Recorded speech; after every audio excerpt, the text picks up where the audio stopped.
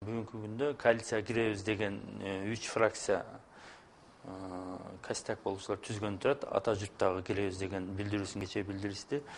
Республикадагы бүгүн эртең билдирет болуш керек.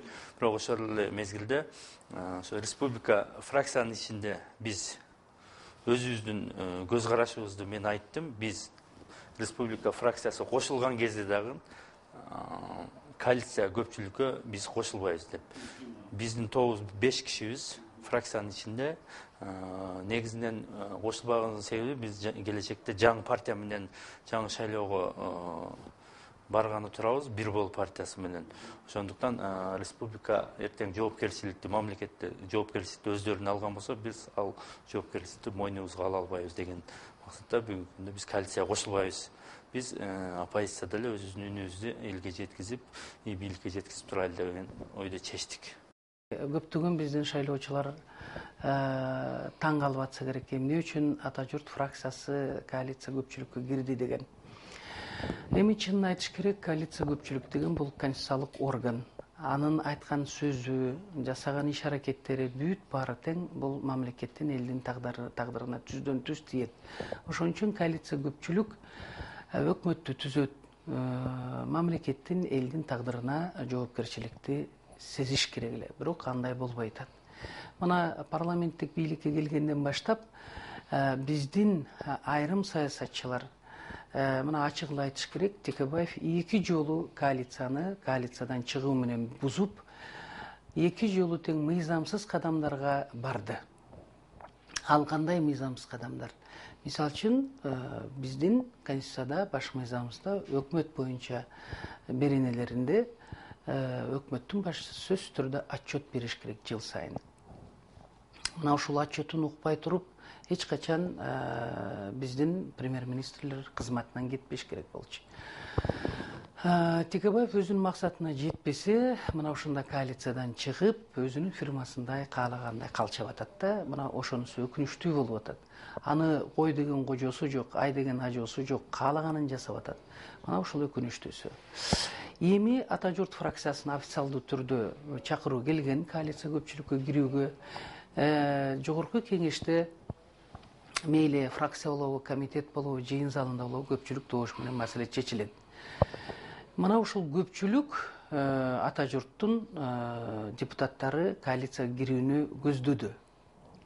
Мен жалгыз коалицияга кирбөөнү чечтим. Ага бир гана себеп, мына өзүңөр билесиңер, урматтуу шайлоочулар, Ош Жалал Абад окуясында негизги сепаратист Кадыржан Батыров Өмүрбек Текебаевди күнөөлөп атат түздөн түз, ошол күнөөлүү деп.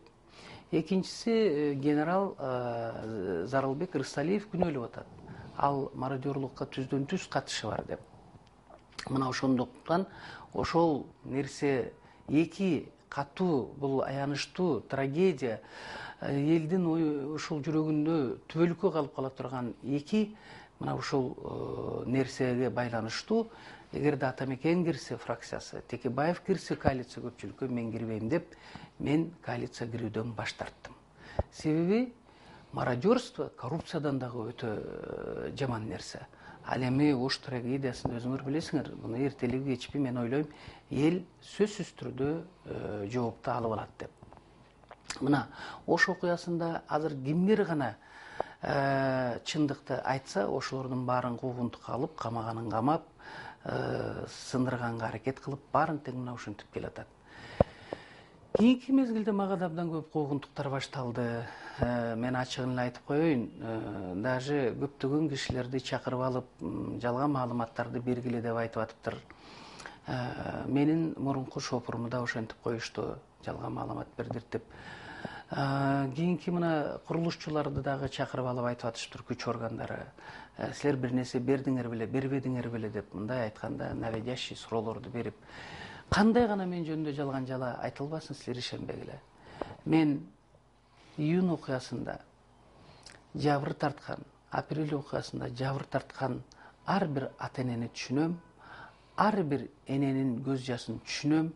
Мен ошон үчүн ушундай бир чоң жоопкерчиликти сезип, ушул коалиция көпчүлүккө кирген жокмун. Ошону менен мен өзүмдүн абийиримди саткан жокмун деп эсептейм. Ата журт фракциясы эгерде ушул кирүүгө макулдугу бергени менен эле бул чечилип калбайт. Ошол коалициядагы фракциялар кабыл алабы, кабыл албайбы, ал маселе жакын арада билинет. Эгерде алар кирип иштеп калса, аларды дагы катуу сынга албаңыздар. Себеби мамлекеттин маселесин чечүү, мамлекетти сактап калууда Ата журт фракциясынын абдан күчтүү, мындай айтканда тажрыйбасы мол чыгаан кыз жигиттер бар. Балким ушул мамлекеттүүлүктү бекемдөөдө өз салымыбызды кошсобуз деп атат. Мен калыс киши катары кала берем. Коалиция көпчүлүктө да жокмун, оппозицияда да жокмун. Мен калыс депутат болуп, мамлекет эл үчүн, сиздер үчүн кызмат өтө берем.